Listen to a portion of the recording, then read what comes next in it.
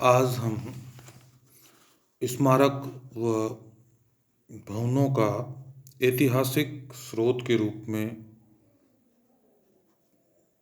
अध्ययन करेंगे। स्मारक एवं भवन। स्मारक एवं भवन पुरातात्विक स्रोतों के अंतर्गत भूमि पर और भूगर्भ में स्थित सभी अवशेष, चाहे स्तूप, चैत्य, विहार, मठ, मंदिर, राजप्रसाद यानी राजमहल, दुर्ग व भवन सम्मिलित है। पुरातात्विक स्रोतों के अंतर्गत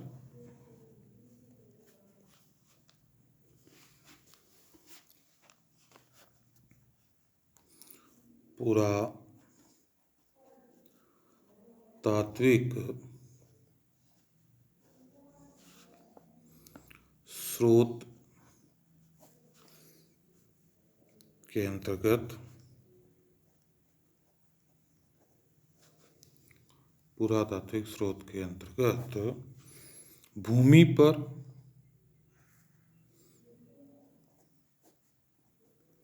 एवं भूगर्भ में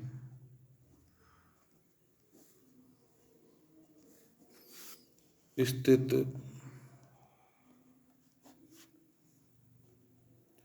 सभी अवशेष,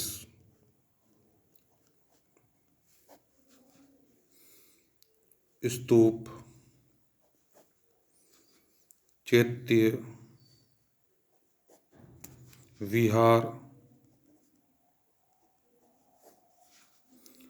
मठ, मंदिर, राजप्रसाद, दुर्ग व भवन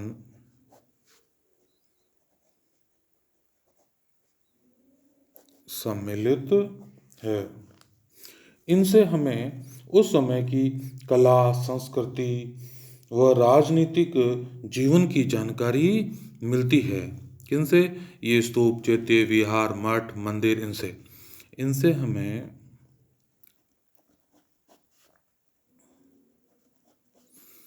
उस समय की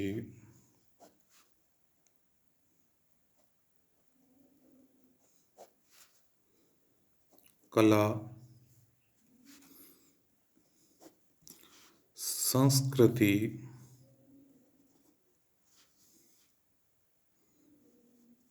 व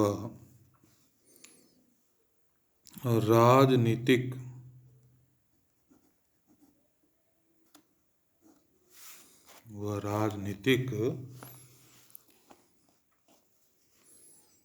जीवन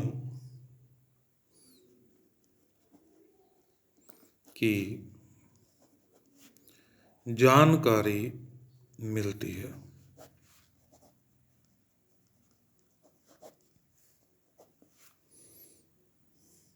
मोहनजोदड़ो व हड़प्पा के अवशेषों से हमें वहाँ की सभ्यता और संस्कृति की जानकारी मिलती है।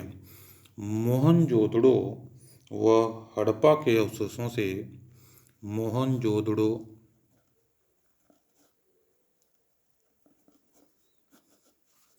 व हड़प्पा के अवशेषों से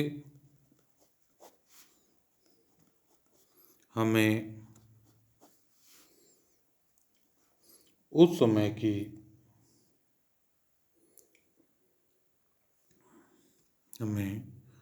वहाँ की सभ्यता व संस्कृति की जानकारी मिलती है।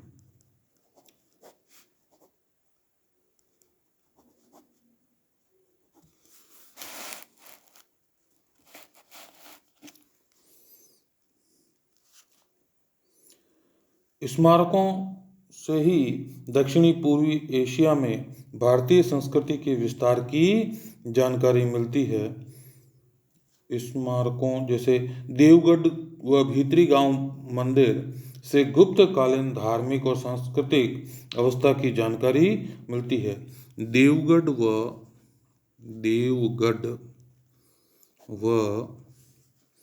भीतरी गांव मंदिर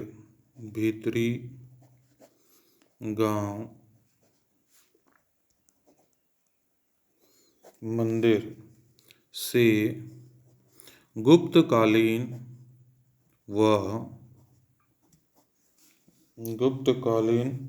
धार्मिक व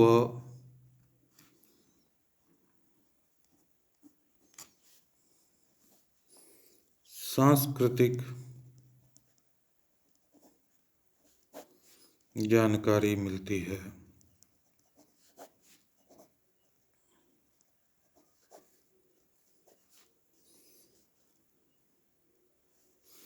स्मारकों से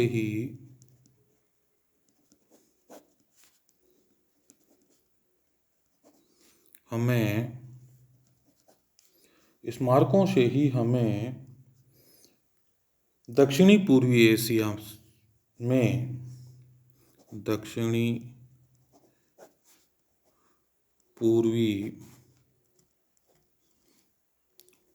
एशिया में भारतीय संस्कृति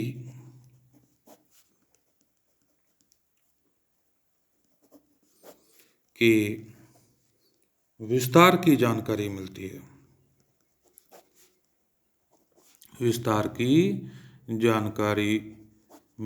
है।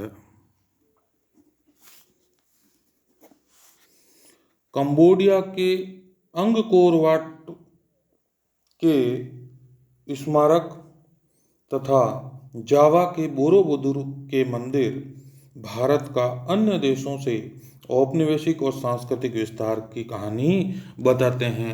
यानी कंबोडिया में अंगकोर वाट का मंदिर है और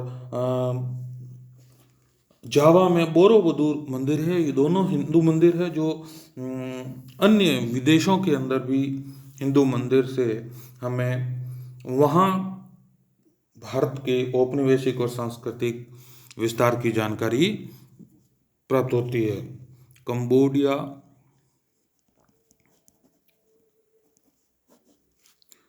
का अंगकोर वाट मंदिर तथा कंबोडिया का कौन सा मंदिर? अंगकोर वाट मंदिर तथा जावा का बोरोबुदुर मंदिर से हमें भारत के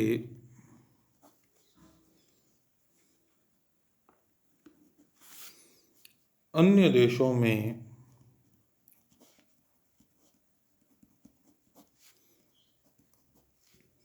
औपनिवेशिक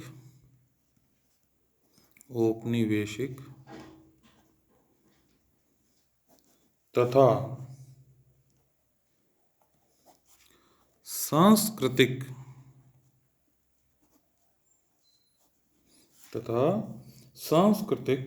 विस्तार की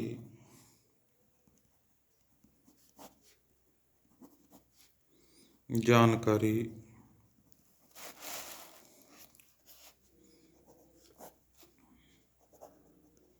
मिलती है। कंबोडिया के अंगकोर वाट मंदिर तथा जावा के बोरोबुदुर मंदिर से हमें भारत के अन्य देशों में औपनिवेशिक और सांस्कृतिक विस्तार की जानकारी मिलती है। अगला बिंदु लेते हैं अपन मूर्तियां।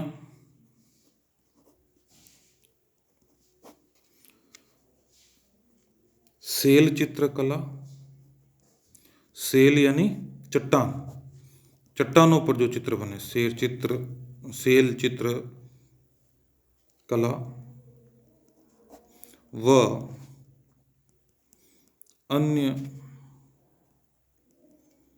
कला कृतियाँ।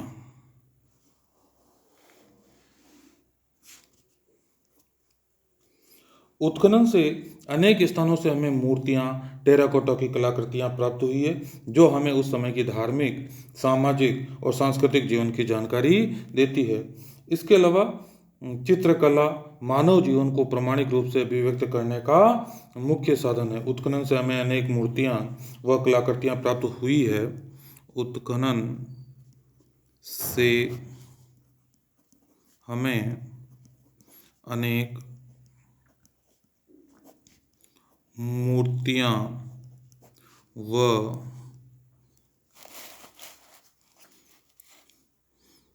कलाकृतियाँ प्राप्त हुई,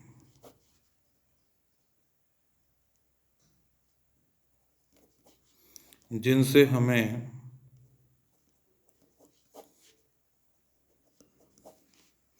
उस समय के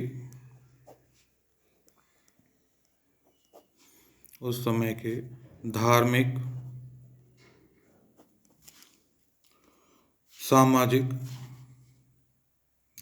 सामाजिक व राजनीतिक जीवन की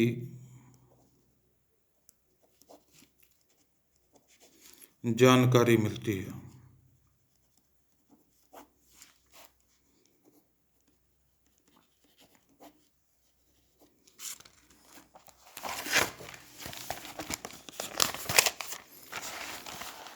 इसके अलावा चित्रकला मानव जीवन को प्रामाणिक रूप से अभिव्यक्त करने का मुख्य साधन है। चित्रकला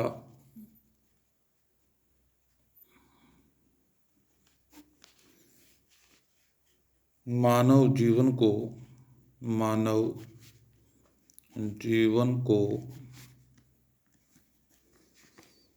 प्रामाणिक रूप से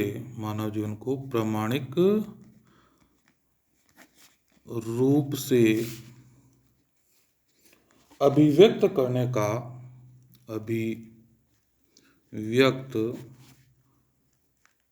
का मुख्य साधन है।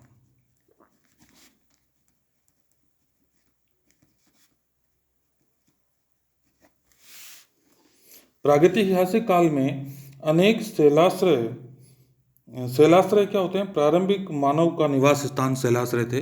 चट्टानों के बीच में स्थित गुफाओं में मनुष्य रहता था।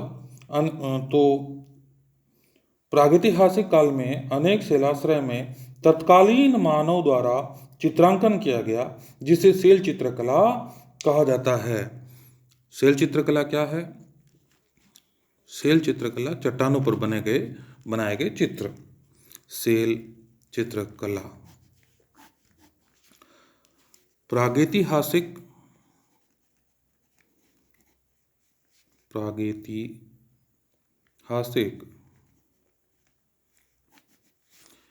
काल में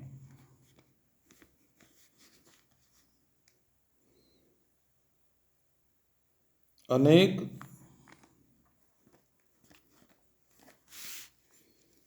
शैलाश्रय क्या? प्रागैतिहासिक काल का मानव इन चट्टानों की गुफाओं में रहता था, वो शैलाश्रय कहलाते हैं। प्रागैतिहासिक काल में अनेक शैलाश्रय में तत्कालीन मानव द्वारा तत्कालीन मतलब उस समय तत्कालीन मानव द्वारा चित्रांकन किया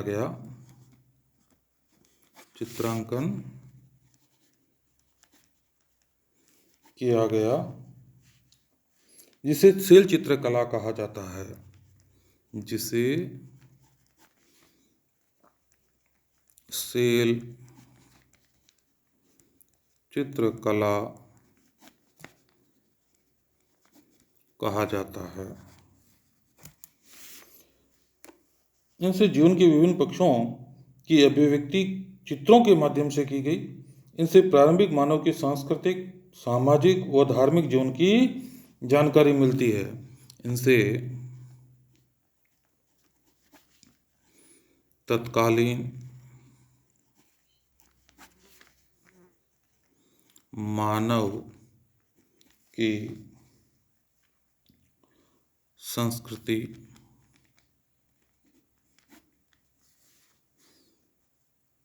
की जानकारी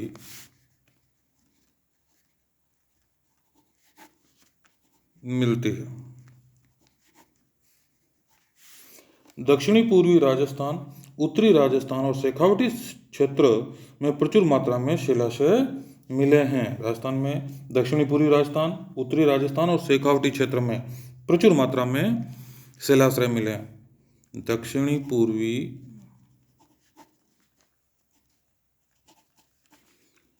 राजस्थान, दक्षिणी पूर्वी राजस्थान, उत्तरी राजस्थान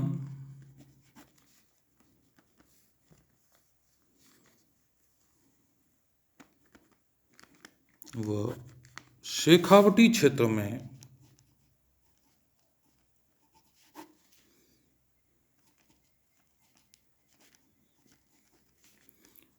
प्रचुर मात्रा में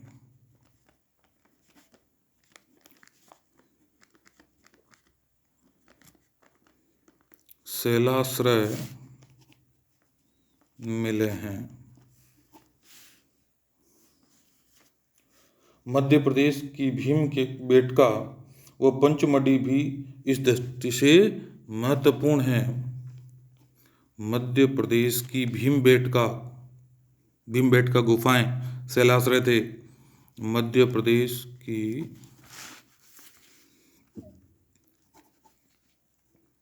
भीमबेटका व पंचमढ़ी भी इस दृष्टि से महत्वपूर्ण है। इनमें छोटे छोटे प्रश्न भी बनते हैं, जैसे भीमबेटका गुफाएं कहाँ पर है मध्य प्रदेश के अंदर, शैल चित्रकला क्या है। शैल चित्रकला प्रागैतिहासिक काल में अनेक शैलाश्रयों में तत्कालीन मानव द्वारा चित्रांकन किया गया, जिसे शैल चित्रकला कहा जाता है। इनसे तत्कालीन मानव की संस्कृति के बारे में जानकारी मिलती है। अब आगे हैं वैभवशाली भारत की उपलब्धियां। वैभवशाली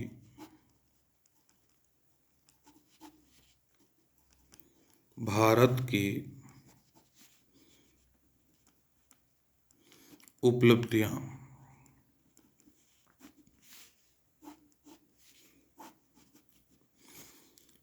प्राचीन इतिहास के स्रोत अपन ने पूरे पढ़ लिए। भारतीय इतिहास के स्रोत हो गए। अब अगला बिंदु है अपना वैभवशाली भारत की उपलब्धियां। भारत को विश्व गुरु का दर्जा प्राप्त था। भारत को विश्व गुरु का दर्जा प्राप्त था। क्यों? क्योंकि भारतीय सभ्यता और संस्कृति, धर्म, समाज, कला, साहित्य और विज्ञान प्रारंभ से ही उत्कृष्ट रहा है। भारत को सोने की चिड़िया भी कहा गया है। भारत को सोने की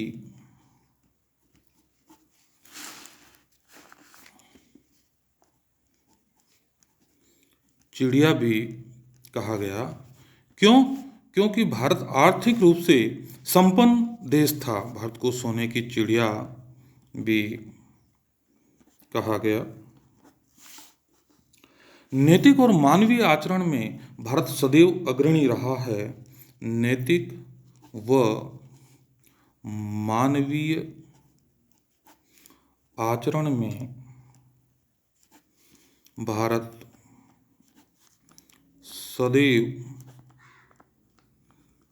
अग्रणी रहा है। अर्थवेद के प्रति सूक्त में भारत भूमि को माता का दर्जा प्राप्त है। अथर्ववेद के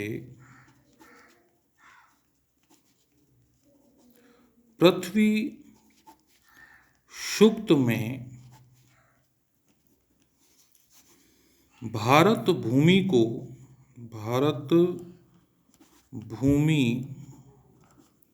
को माता का दर्जा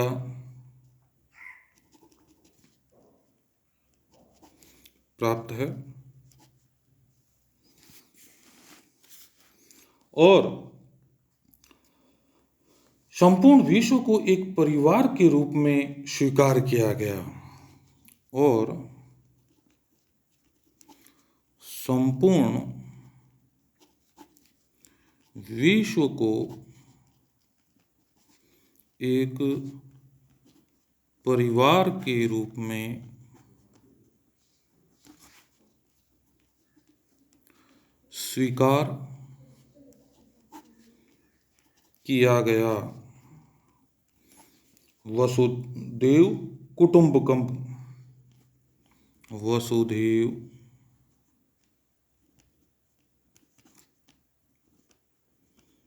कुटुंबकम यानी पूरा विश्व एक परिवार है। भारत में संपूर्ण मानव के कल्याण की कामना करने वाली संस्कृति विद्यमान है। भारत में संपूर्ण मानव के कल्याण यानी सर्वे भवन्तु सुखिनः सर्वे सन्तु निरामयाः, सर्वे भवन्तु सुखिनः सर्वे सन्तु निरामयाः, सभी सुखी रहें, सभी निरोगी रहें। निरामया भारत में संपूर्ण मानव कल्याण की कामना करने वाली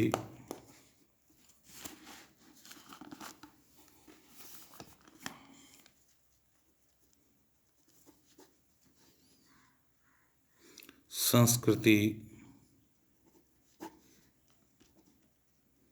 विद्यमान रही है।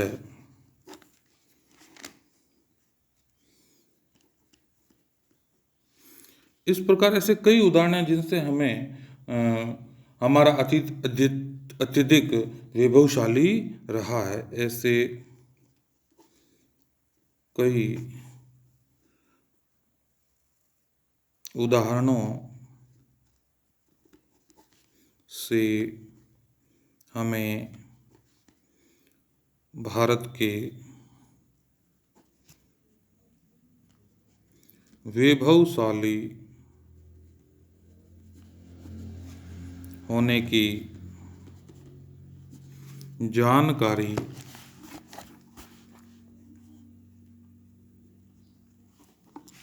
मिलती है।